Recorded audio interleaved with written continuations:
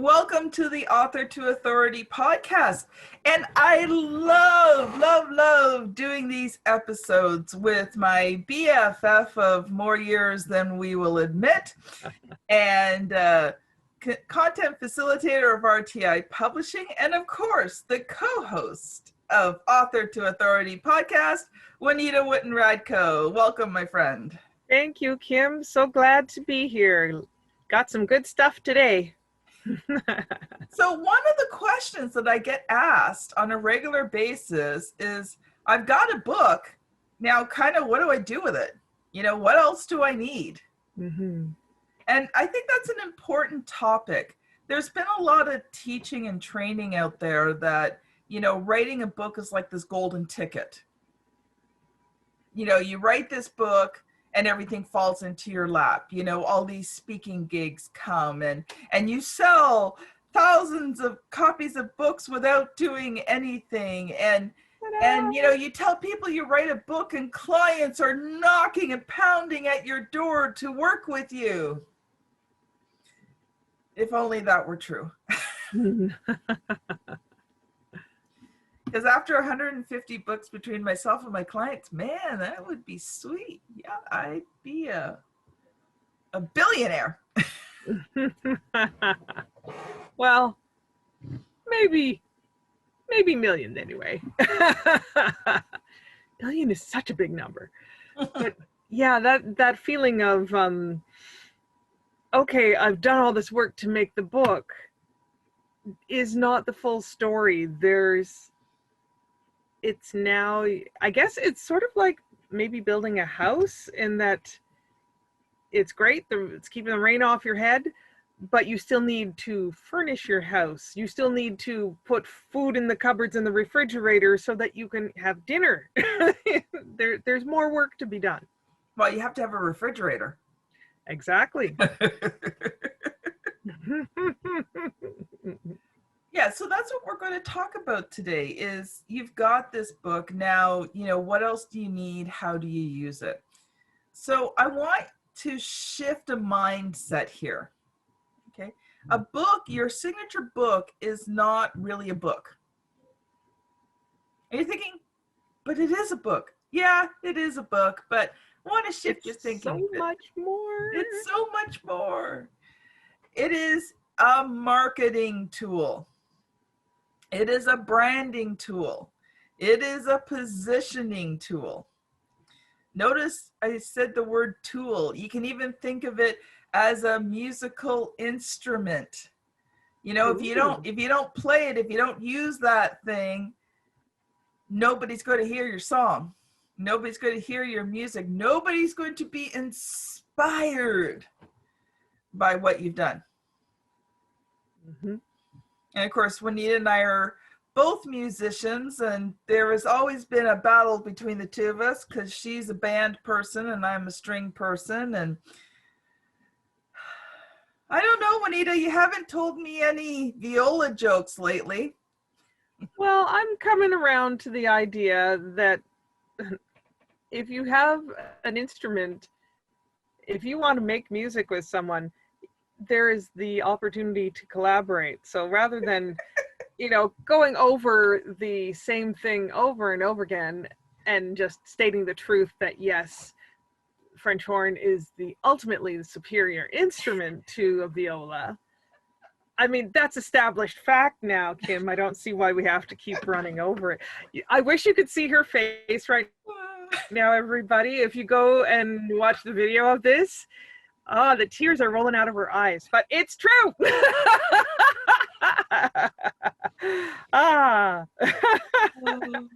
I remember back in high school, yes, and that's how long we've known each other.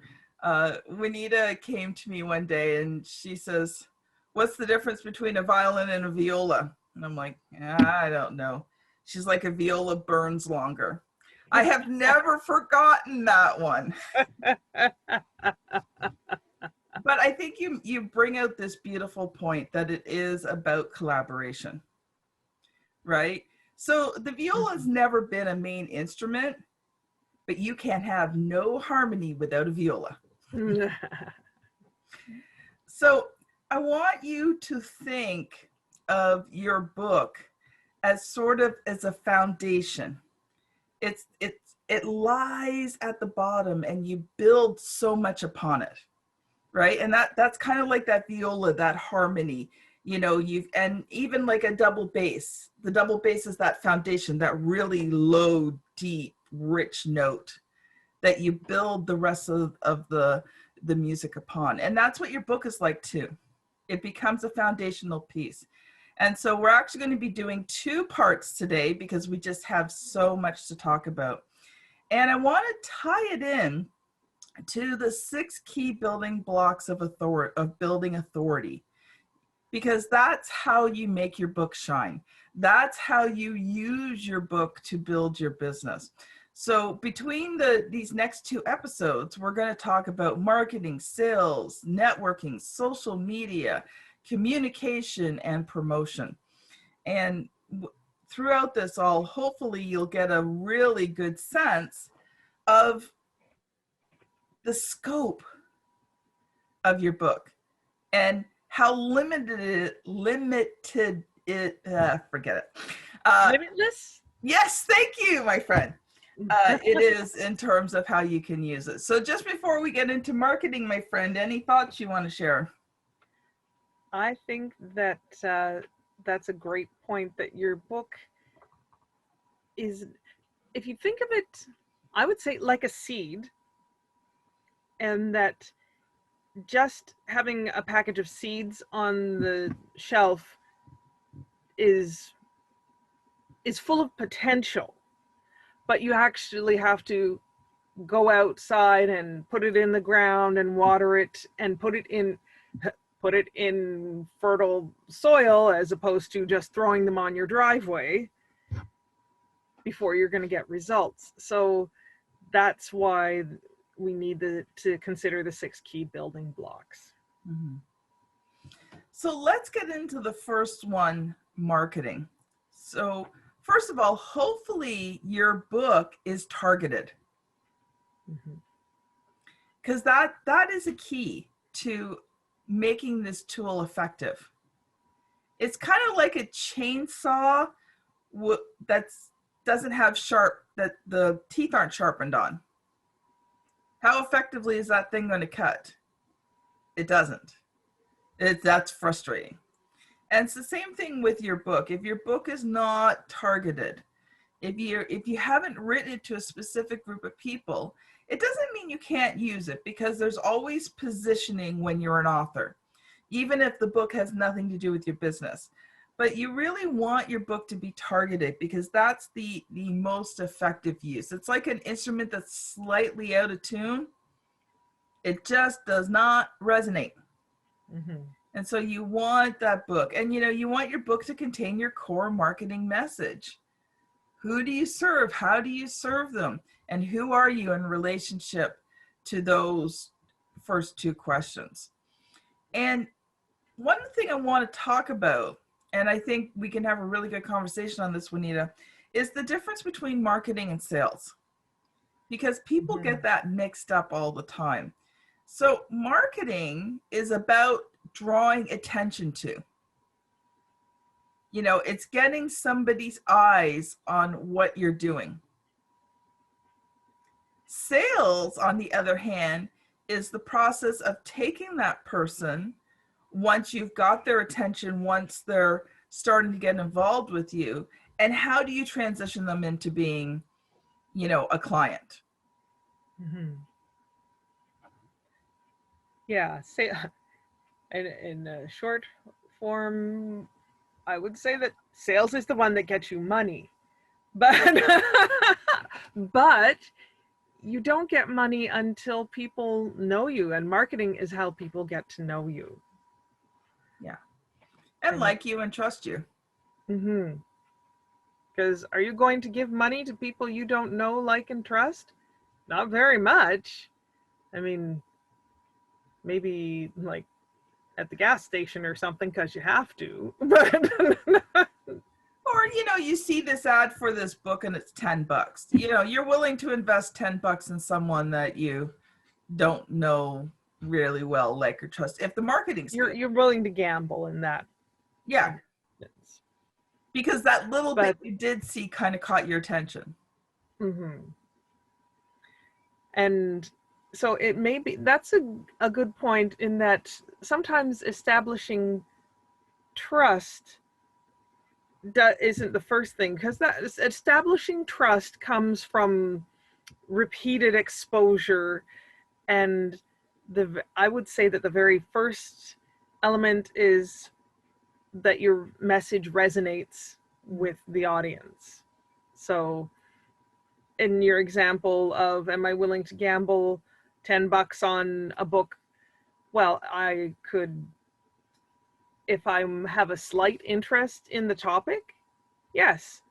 I'm a little bit interested in, I'm trying to think of something, of recipes with bacon in them specifically. So I'd be willing to buy the Big Book of Bacon cookbook, even though it's kind of a singular topic, whereas I don't like liver. There is not going to be anything that's going to convince me that I want to try all the most delicious liver recipes that exist, because I don't like liver. It's not going to work for me. So sometimes you're going to be, you're not going to be everybody's cup of tea. I think it might be snack time for me.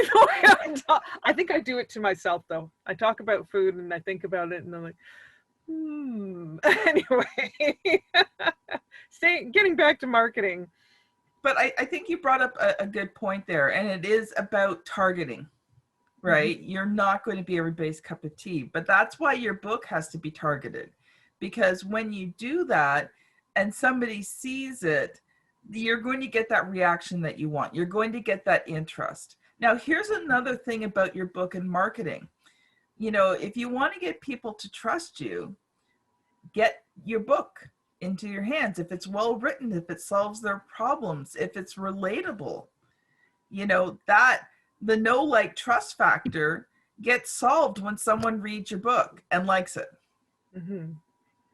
So I think that that's important, because it one of the things that I teach is the fact that you want to fast track everything is have that signature book, because it does, you know, you don't, when someone gets your book and they start reading it and they keep reading it, you know, you've got the know, like, and trust factor. In one step, well, 2 steps, you got to get them to want the book, and then they read the book, right? But it's not a long process. Yeah. Now, something you mentioned in your email to me that I was really thought was a great idea was talking about creating a blog to get people's attention. And some people probably think, okay, I just did all this work on a book and now you've got me starting a blog, which is a ton of work. And I've already done all this writing and I'm tired of doing writing at the moment. I'm burnt out from doing that. I'm handing it to you on a plate, Kim. What do I do with it? Now, what do I do to get started with a blog? Your book is going to probably give you enough blogging material for a year. Because remember, blogging is short form, right? A good blog post is 500 to 750 words. So, you know, take a good, meaty, juicy quote from your book and expand on it a little bit more.